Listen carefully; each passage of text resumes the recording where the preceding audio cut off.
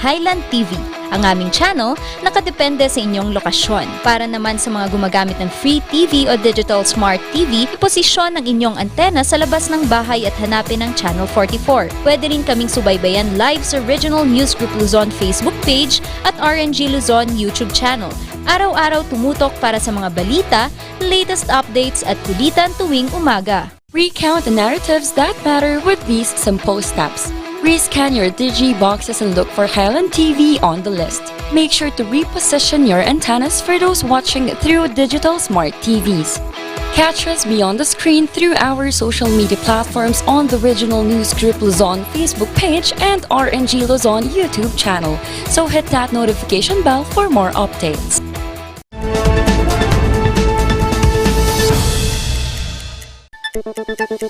Narito na ang mga nagbabagang balita. Mga bus, apektado na din ng pagtaas ng presyo ng produktong petrolyo. Underemployment, isang problema ngayon ng mga magsisipagtapos. 2 babae at 1 lalaki timbog dahil sa iligal na droga. Mas maigpit na laban kontra sa smuggling ng gulay, hiling sa susunod na administrasyon. At food tourism isinusulong sa Baguio City.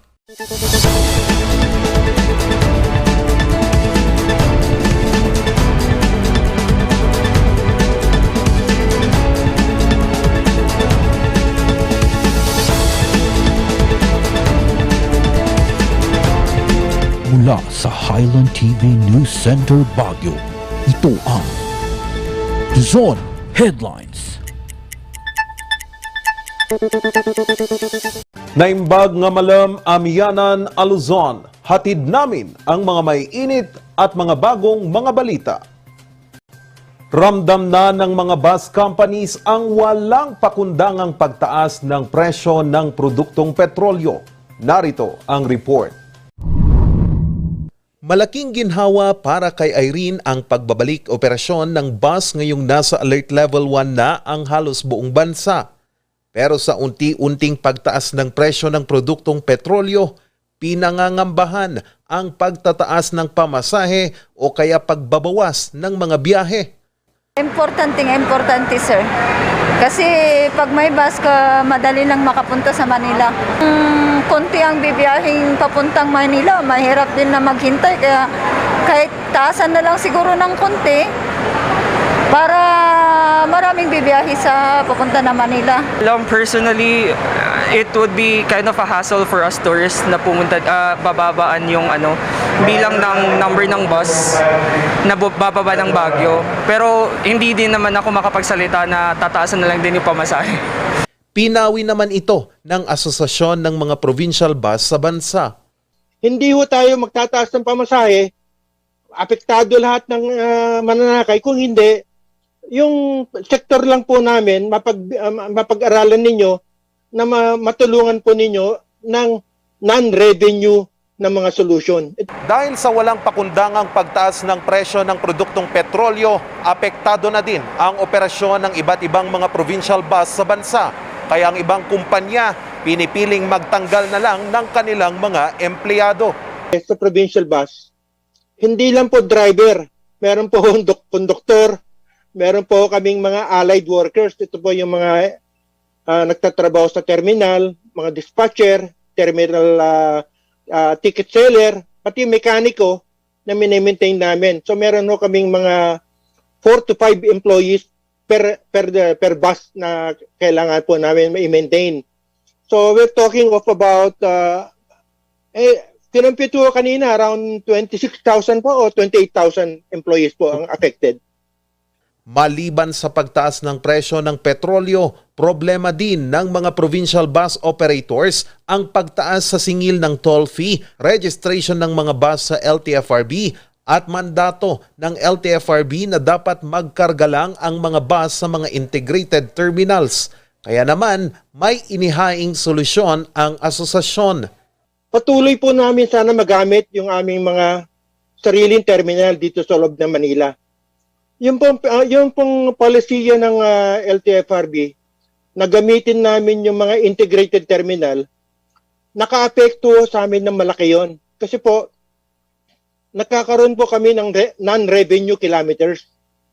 Ang garahe po ng provincial bus sector, malayo po doon sa mga designated na integrated terminal. Dalawa po, yung ma-review po natin yung mga registration fee, supervision fee, insurance premium.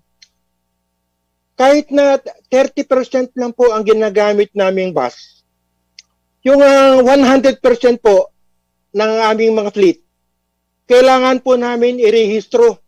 Kailangan magbayad kami ng supervision fee. May mga rekomendasyon si Senator Win Gatchalian para sa mga nasabing problema. Gusto ko lang po magbigay ng recap, no, ng summary of what we have discussed in terms of possible solutions. Number one, we're going to suggest to come up with another round of Pantawid Pasada with the condition that it should be distributed immediately and efficiently. And we're calling on the LTFRB to efficiently distribute the next round of Pantawid Pasada. Kaya ang LTFRB, todo pa ang pamimigay ng oil subsidy sa mga public utility bus. Sa ngayon, bukas na ang mga rutang Baguio papuntang Metro Manila, Ilocos Sur, Pangasinan, Ilocos Norte, Abra, Ifugao, Mountain Province, Benguet, Isabela at iba pa. Charles Nicolimon para sa Luzon Headlines. Inirerekomenda naman ngayon ang pagsususpinde ng excise tax sa patuloy na pagtaas ng presyo ng produktong petrolyo. Magbabalita, Sofia Pagaduan. Dahil sa patuloy na pagtaas ng presyo ng produktong petrolyo, iba't ibang mga paraan at mungkahi na ang nais ipanukala ng pamahalaan. Kabilang narito ang pagsuspinde ng fuel excise tax kaysa sa pagbibigay lang ng ayuda. Suportado rito ang jeepney driver na si Mang Huto. Siguro yung tax para iba long term.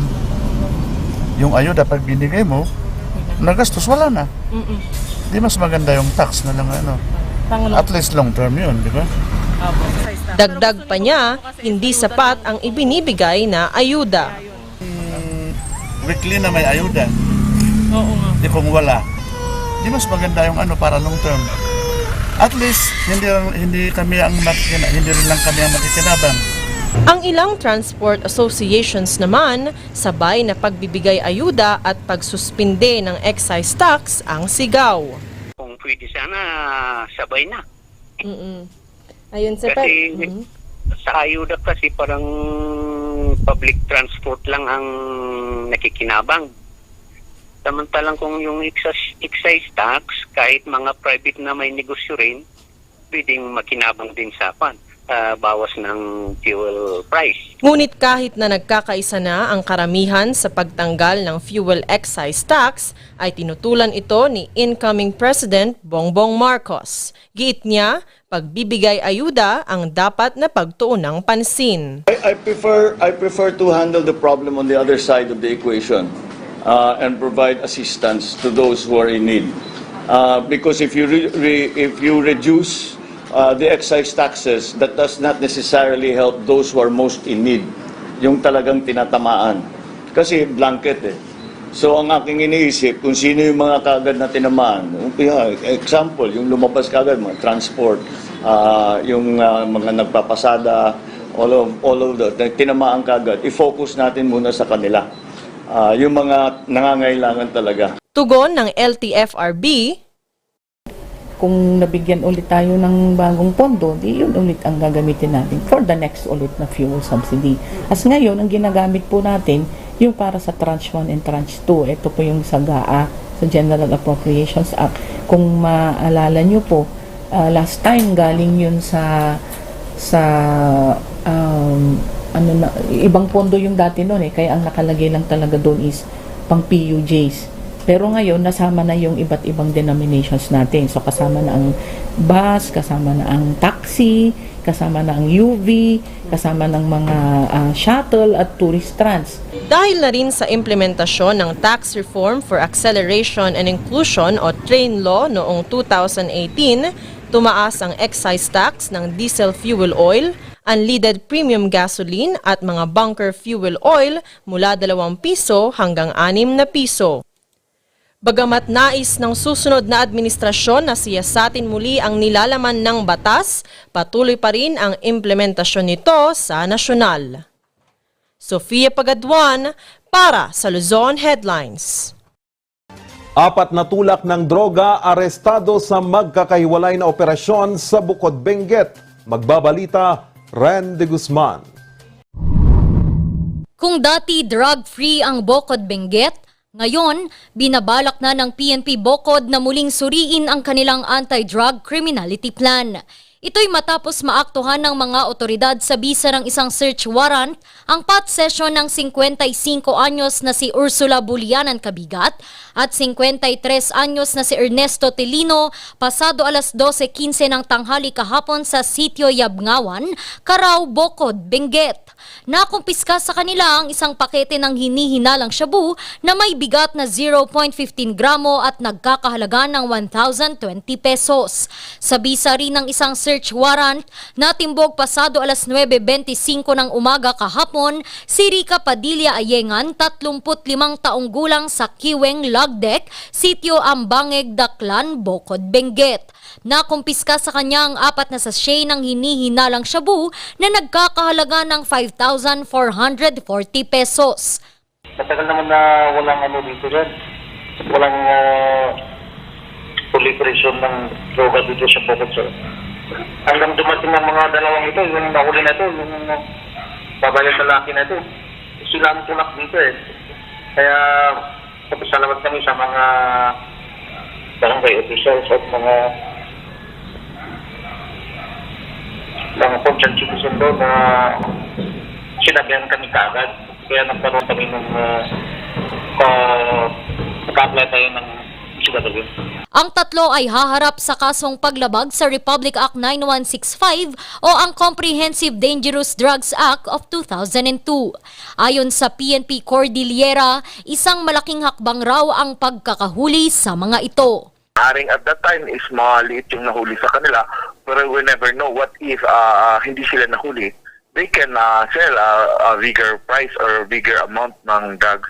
So, pasalamat tayo at merong mga tao na nakikipagtulungan sa atin para masawata itong problema sa illegal drugs na to. And wala namang pinipili ang mga tao na nalulong sa droga kung languna sila, di ba? So by doing this, na-prevent din natin yung other crimes na related dito sa illegal drugs na ito. Ipinaalala rin niya na may mga programa ang pamahalaan na maaaring makatulong sa mga nagbebenta at lulong sa droga. So meron din tayong mga moral and recovery wellness program kung saan yung mga person who use drugs is nag-undergo ng training or rehabilitation, community-based rehabilitation in partnership with the LGU and the DOH at other concerned agencies. Ren de Guzman para sa Luzon Headlines. Ilang makinaryang pagsasaka naman ang inihandog ng Department of Agriculture sa mga magsasaka sa Abra. Alamin yan sa report ni Ren de Guzman. Bakas sa mga ngiti ng mga magsasaka ang galak at pasasalamat sa tulong na kanilang natanggap mula sa Department of Agriculture. Aabot kasi sa 8.2 million na halaga ng makinaryang magagamit pansaka ang ipinasakamay sa kanila kahapon. Ay machinery such as the four-wheel drive tractor, hand tractor, rice spreader, and then yung rice processing center. Ito bale po 14 association, Farmer Association and Farmer Irrigators Association, and then 2 co-ops. Bale, ang intervention po na ito, ma'am, is galing from the Rice Banner Program and the Corn Banner Program of the Department of Agriculture. Bukod sa mga subsidy, mapapagaan daw ng mga makinaryang ito ang trabaho ng mga magsasaka. it will make their job easier already. The cultivation will be easier rather than using the traditional way, the Carabao and the plow. So, siyempre po, yun ang number one, yun ang number one. At saka kung actually, ang ano na natin ngayon is we are already on the modernized environment. Hindi na traditional way. Actually, we are already encouraging the farmer na kung maaari lang po sana, modernization na, di ba? May paraan naman raw para makatanggap rin ng tulong ang mga magsasakang hindi pa nabibigyan ng tulong. They must be RSBSA registered. Registry system for basic sector in agriculture. Yun ang basic na requirement. And then, they will form an organization or association or cooperative to be registered by registering agencies such as DOL, SEC, and the CDA-MAM, Cooperative Development Authority. And then, the last requirement po is the accreditation. They must be accredited by the Department of Agriculture. Ang pagbibigay ng tulong na ito ng Department of Agriculture ay para pa lamang sa unang semestre ng taon at magkakaroon pa raw muli para sa ikalawang semestre. Rendy Guzman para sa Luzon Headlines.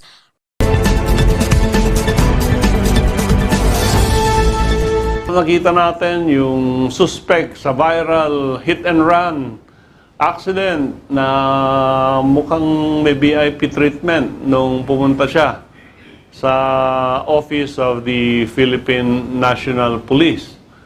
Merong ang joke na pag ikaw ay surrender, you bring your own mother and father para mag-surrender sa Philippine National Police. Maraming nagtatanong, bakit pinag-press con tapos pinalaya? Meaning, he was not arrested. Maraming galit. But we should play devil's advocate and tignan natin yung rules, yung law, kung bakit he could no longer be arrested when he appeared before the Philippine National Police. Yung basic rule natin under the rules of court is that a warrantless arrest may be done immediately after a crime has been committed, a crime is actually being committed, or the police officer has personal knowledge of the crime having been committed. This is the so-called continuing crime. Ang sinasabi ng rules of court, nung sinagasaan niya yung tao, dapat hinabol siya ng pulis at inaresto. Or when they went to the subdivision, even if they were refused entry because it was a continuing crime, they had the authority and the power to enter the subdivision at hinuli yung driver ng motor vehicle. They did not do this and naglapse ng almost 1 week. At dito na pumasok yung mga Supreme Court decisions na dapat, unang-una ang continuing crime ay dinidetermine niya kung saan ang venue na may pa-file ang kaso. So, pag ang isang tao ay nag-hold up sa Baguio, tumakbo papuntang Pangasinan, Tarlac, Pampanga, at doon siya nahuli, ang continuing crime na sinasabi ay pwedeng gamitin as a doctrine and file the case in Pampanga dahil tuloy-tuloy yan. Pangalawa, ang sabi dito ng Korte Suprema, ang continuing crime ay pwede mong arestuhin ang mga suspect if hindi naglapse yung reasonable period of time. In one case, the Supreme Court said, ang reasonable period for a continuing crime must be less than 4 days. No? In this case, more than 4 days na ang nangyari. So, ang mangyayari pag hindi mo nahuli in a reasonable period of time, what the police will do is file a criminal case before the office of the city prosecutor. At hindi na nila pwedeng huliin hanggang hindi ma-resolve ng piskal at ito ay may file sa court at yung court ay mag-i-issue ng warrant of arrest. So in this case, the hit and run, more than a week or almost 10 days na nag-appear yung tao at inaamin naman ng PNP na nag-file na sila ng kaso doon sa Mandaluyong City Prosecutor's Office. Therefore, dapat hintayin ng PNP yung warrant of arrest to be issued by the court. At because of this, hindi nila pwedeng i-hold yung tao. Hindi nila pwedeng i-fingerprint yung tao because wala pa namang kaso. Hindi nila pwedeng i-photograph yung tao. Hindi nila pwedeng i-handcuff yung tao because nga wala pa hong warrant of arrest.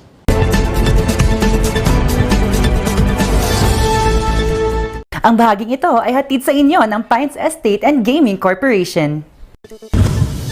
Susunod, mas mahigpit na laban kontra sa smuggling ng gulay, hiling sa susunod na administrasyon.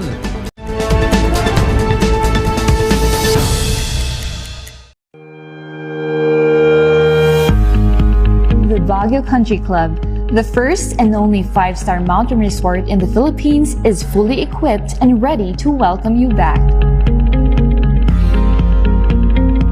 The club has thoroughly worked on adapting to the new normal. The usage of any of the facilities and amenities of the club is governed with specific rules, regulations, and procedures in accordance to the medical, physical distancing, and disinfecting protocols.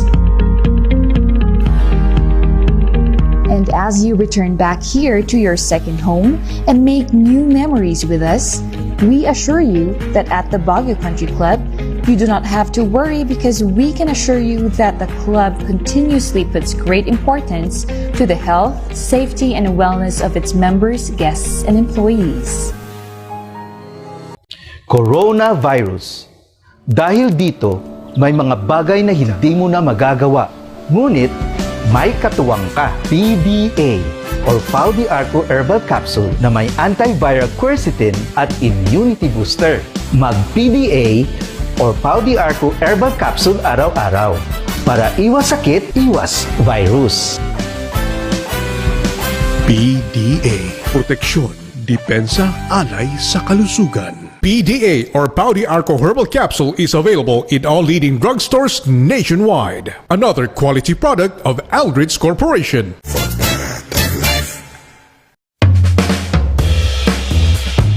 Yes! Ayos to! Ayos to! Pa, ang lakas naman ang tawa mo. Sino ba namang hindi matutuwa dito sa online shopping service at cash on delivery ng TG Home Builders? Pwede din mag-online reservation for pickup. Pa, ano yung sinasabi mo? Ma, mapapakabitan na natin ng tiles ang bahay natin. Pa, baka naman pwede mong isabay yung bubong ng bahay natin. Para sa quality construction materials, mag-TG Home Builders. Main warehouse and showroom at number 75 Ferguson Road, Gisad, Baguio City. Bucaucan Branch at number 73 Bucaucan Road, Baguio City. Marcos Branch at KM3 Marcos Highway, Baguio City. Sales Office Branch at number 221 Atab Marcos Highway, Baguio City. La Trinidad Branch at KM6 Batag, La Trinidad. And Urdaneta Branch at MacArthur Highway, Urdaneta City. TG Home Builders. We turn houses into homes. Ang maagang konsultasyon ay mahalaga sa pagpuksa ng sakit na dengue. Ngunit, ang tanong ng sambayanan, sapat nga ba ito? Aha! Masigasig, maliksi, protektado at mapagmatyag, yan ang dapat mong taglayin. Hanapin ang pinagpupugaran at wasakin ito. Hello? Nahanap ko na po yung lungga. Kailangan ko na po kayo. Sige po, Master. Suportahan ng fogging at spray. Katapusan mo na, mosquito man.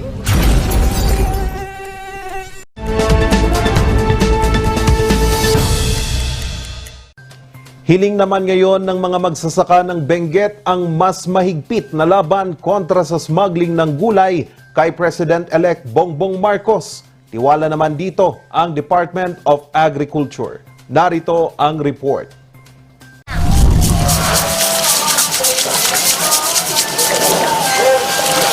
Isa-isang kinikiskis ng mga trabahador nila Yani ang mga carrots galing sa iba't ibang parte ng Benguet. Matapos kiskisin, ay iiimpake ito para sa mga mamamakyaw ng gulay. Pero sa pagbaha ng smuggled na mga carrots sa bansa, unti-unting lumiliit ang bilang ng mga tumatangkilik ng kanilang gulay. Araw-araw na may order kang 1.5 magiging 500 na lang. Nagiging less yung order dito. Siguro nasa 20 to 50,000 per day. O syempre kasi parang nagiging 1/4 na lang yung order sa amin. Dahil sa mababang kita, apektado ang pasahod nila sa kanilang mga trabahador, pati na rin ang pagbili nila ng carrots sa mga magsasaka. Nakikiusap rin naman kami na syempre maintindihan sana nila na unti yung order kaya kailangan magbawas ng sahod. Kaya naman, hiling nila kay President-elect at uupong kalihim ng Department of Agriculture na si Bongbong Marcos Jr. tapusin na ang smuggling. Asa din ako na matigil yung smuggling ng kwan. Para sa amin din naman sa... Isa lang si Yani sa mga apektado ng smuggling ng carrots sa bansa. Ayon kay Department of Agriculture Secretary William Dar, tuloy-tuloy pa rin ang kanilang pagkalap ng mga impormasyon ng mga dapat panagutin sa smuggling. Kung ano yung report ng Senate and the House, pananagutin kung dapat sino managot.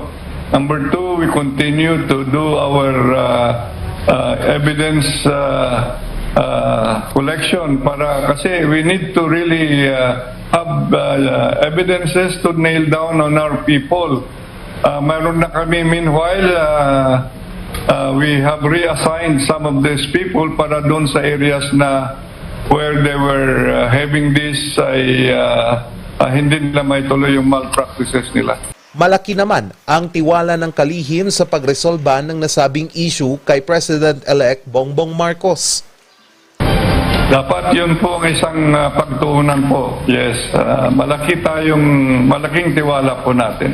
Nauna nang idineklara ni President-elect Bongbong Marcos ang pag-upo muna nito bilang kalihim ng Departamento ng Agrikultura. Isa na dito ang restructuring ng ahensya na inaasahang makakatulong laban sa smuggling.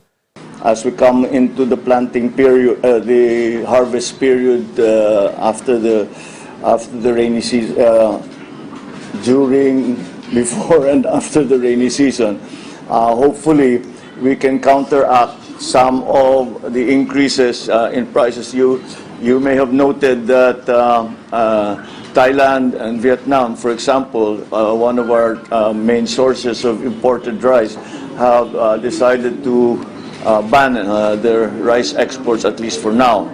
So we have to compensate for that by hopefully by increasing production here in the Philippines. So that's one. The other priority, which is equally important, although it is a long-term process, is the restructuring of the Department of Agriculture. As I have mentioned many times before, many of the agencies have changed their function over the years, and maybe it's time to return them. I talk about the places, organizations like the NFA, the FTI, the Kadiwa, which we have already started to see, especially at the local level. But we have to restructure the actual department so as to be more responsive to the global situation now when it comes to food supply. Sa ngayon, nagsumite na si Senator Tito Soto III ng listahan umano ng mga dapat kasuhan sa smuggling ng gulay sa bansa kay President-elect Bongbong Marcos. Naghahanda naman ang ahensya sa transition meeting para sa pag-upo ni President-elect Bongbong Marcos bilang kalihim ng ahensya. Charles Nicolimon para sa Luzon Headlines. Ngayong parami ng parami ang mga magsisipagtapos sa kolehiyo, underemployment naman ang isa sa mga nakikitang problema. May kwento si Sofia Pagaduan. Marami na namang magtatapos ng kolehiyo ngayong buwan. Para sa karamihan, simbolo ito ng pagkakataon. Pero si Denver na magtatapos ngayong taon, takot at pangamba ang kanyang nararamdaman. Of course, nandun yung pressure actually talaga. Kasi di ka sure kung ano bang yung path na pupuntahan mo, ano ba yung gusto mong job na takit. Tapos you're not sure kung may opportunities nga dyan. Aniya, dahil na rin sa pandemya, pakiramdam niyang mahihirapan siyang makahanap ng trabaho kahit kwalipikado siya. Nasa pandemic pa rin tayo, maraming nawalan ng trabaho, maraming nabawasan ng job opportunities. So at this point, nasa pandemic pa rin tayo, medyo nag-aalanganin pa naman ako. At saka di ako sure sa magiging future ko, ganun. Pero hindi raw kawalan ng trabaho ang problema para sa mga graduating students ngayon, kundi underemployment. Maaalalang noong pandemya, maraming kumpanya ang nagbawas ng operational cost at oras ng trabaho sa kanilang mga empleyado. Kaya naman ayon sa Public Employment Service Office, importante raw sa mga magtatapos ang sapat na kaalaman sa mga industriyang papasukan. The current situation calls for versatility in our graduates. The demand is for graduates who have enough IT skills and analytical skills to work in an environment which is borderless, and they have to be adaptable. So we're talking about adaptability, we're talking about the ability to deal with the demands of an environment where greater trust is placed on the worker, because we're talking about the ability to go beyond the physical workspace. May payo din ang tanggapan sa mga estudyante. There are factors which influence the readiness of graduates, okay? But one of the things which I will encourage them to do is this: don't be afraid to be adventurous. While you are young and not saddled by, the demands of a family and high blood pressure, this is the time for you to explore. Landing that perfect job is a mixture of both, luck, science, and art. Patuloy naman ang iba't ibang job fairs para sa mga naghahanap ng trabaho na alok ng peso at dole. Sofia Pagaduan para sa Luzon Headlines. Binigyan naman po ng pagkilala ang Department of Trade and Industry ang bayan ng Pugo dahil sa kanilang katatagan at kahandaan noong pandemya. Ang detalye sa report ni Ren de Guzman. Bagamat nasa 5th class municipality ang bayan ng Pugo, La Union, labis sila kung purihin ng Department of Trade and Industry, La Union. Ito ay dahil sa kanilang pagiging handa at matatag noong pandemya. They may not be good in the other areas, kaya nga lang, being resilient alone is already a manifestation na talagang nakikita rin nila yung pangangailangan ng kanilang munisipyo. Ibig sabihin, may mga ready plan sila kung ano man ang mangyari sa munisipyo nila.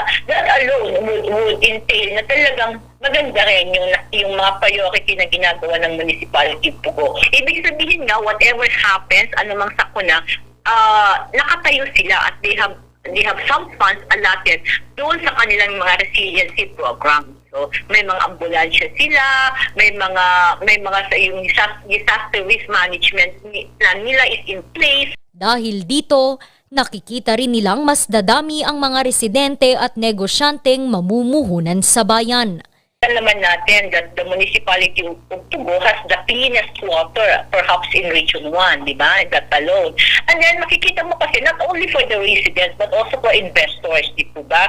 Pag makita mo kasi ng isang munisipyo ay resilient, matatag, di ba? Equated to matatag, gusto mo rin mag-invest in that area. Bilang patunay, nasungkit ng Pugo, La Union sa pangunguna ni Mayor Priscilla Martin ang pagkilala ng Department of Trade and Industry. Sila ang pumangalawa sa lahat ng 5th class municipality sa bansa sa kategoryang Resiliency Pillar for the year 2021. Sa patuloy na pagpapatunay ng Pugo sa kanilang pag-unlad at tagumpay, hiling ng DTI, sana'y ipagpatuloy ito ng susunod na uupong alkalde. Ren de Guzman para sa Luzon Headlines. Susunod, food tourism isinusulong sa Baguio City.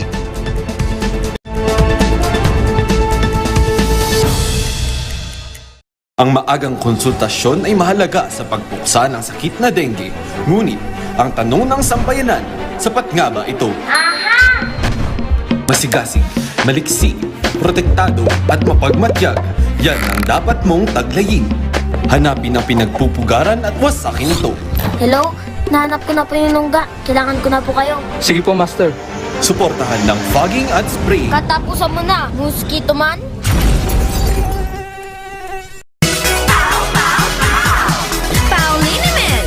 Masakit ba ang likod, ang kasu-kasuan? Namimitig o masakit ang iyong kalamnan? May rayuma, arthritis o nahihilo? May stiff neck, flatulence o masakit ang ulo? Sa Pauliniment, ginhaway, garantisado. Pauliniment, isang pahid ka lang. Dahil walang out sa Pau! Sa milk din ng batang 90s, tara't atin ang itrahay. Ang batang 90s milk tea, di ka magsisisi, promise. Sa milk din ng batang 90s. Ayun, may target na ako. Lagot ka sa akin! Sa panahon ngayon, dumarami na naman ang lamok. Oras na para mag 4S. Una, suyurin at sirain ang pinagmumulan ng mga lamok. Pangalawa, sarili ay protektahan laban sa lamok. Pangatlo, sumangguni agad sa pagamutan kapag may sintomas na ng dengue. Pang-apat, sumuporta sa fogging or spraying kapag may banta na ng outbreak. Pangalagaan ang sarili laban sa kagat ng lamok. Mag 4S tayo para dengue out! Mazar Music offers a complete line of musical instruments.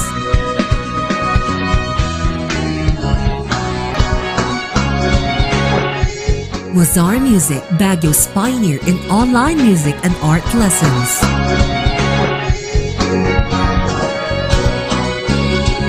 Mazar Music, bringing music closer to your hearts.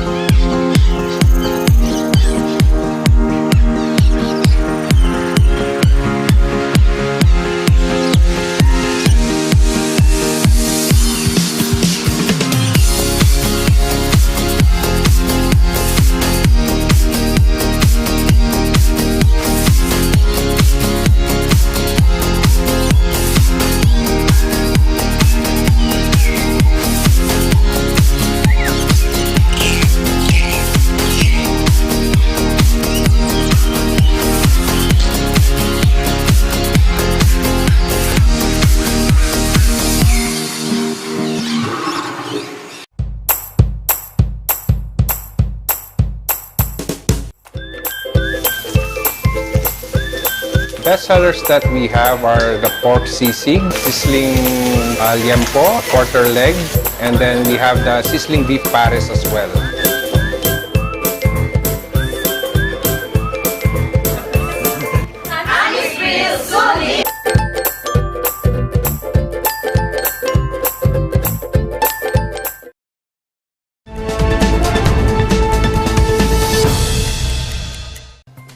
Layunin naman po ng Hotel and Restaurant Association sa lungsod ng Baguio na gawing Center for Culinary Arts ang Baguio City sa pagsusulong ng food tourism. Magbabalita, Sofia Pagaduan. Makulay, masaya, at puno ng oportunidad. Iyan ang Baguio City. Kilala ang syudad bilang melting pot ng iba't ibang kultura. Patunay na rito ang kwento ng restaurant owner na si George na nagmula pa sa Jensan. But the reason why Baguio is because my wife and I, si Chin, we got married in Baguio in 2016. So when we went here, we fell in love with Baguio, and we said na sooner or later we want to be able to, put up a business in Baguio kasi nakita namin yung potential, which is really good. I mean, the tourist attractions and by itself, maganda yung prospect of business in Baguio City. So much more that we are serving something that is really suitable for the weather, which is malamig. So pag malamig, masarap kumain ng ramen. Isa sa mga Japanese restaurant ni George ay ang Izakaya Ramen Bai. Kabilang sa mga specialties nila ang kanilang ramen, Japanese maki, sushi, sashimi at homemade broth. Izakaya Ramen Bai is our newest brand under Oishi Group na kami dito, we are really putting effort in every product that we serve. Yung noodles natin are homemade. Our broth takes around 18 to 20 hours of simmering, no? Ibig sabihin, yung kinakain mo na ramen ngayon, it was prepared a day and a half. Mostly, pag sinabi kasing Japanese is raw. Means raw. Karaniwan is fresh. Kaya medyo dapat lahat ng ingredients and also the meats is dapat freshly talaga na isa-serve. Kasi pag nagkamali ka sa mga bagay is malalasahan nila yung parang hindi tama. Kaya naman, hindi maiiwasang matakam ang kanilang mga customers sa Japanese cuisine. Actually, since yung location din siguro na nasa Baguio tayo ngayon, and I think given din yung cold weather, so I think best din yung ramen because of the yung sabaw ganun. Kaya naman, malaking bagay ang pagdami ng mga restaurants na naghahain ng iba't ibang putahe sa pagsusulong ng food tourism ng lungsod. When you speak about Baguio and what it has to offer, it's a fusion of different types of food. So yung influences ng mga lowlanders, Cordillerans, nagsama-sama na yan eh. So ngayon makita mo ang dami ng mga restaurants dito because yan ang I think that is the hobby of most Baguio residents, yung kumain, no? So yan yung passion natin, to eat. That's why it's very viable to have a business right now na based sa pagkain. Through this, nakikilala yung Baguio City as a center for culinary arts, no? So sana maging culinary capital tayo soon, sana. Kaya kung gustong makatikim ng mga pagkain galing sa iba't ibang nasyon at kultura, bisita na sa Baguio City.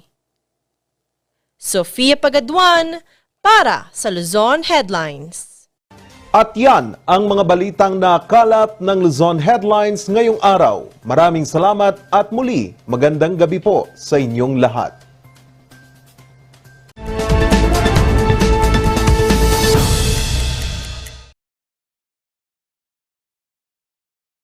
Gusto mo bang maging updated sa balita at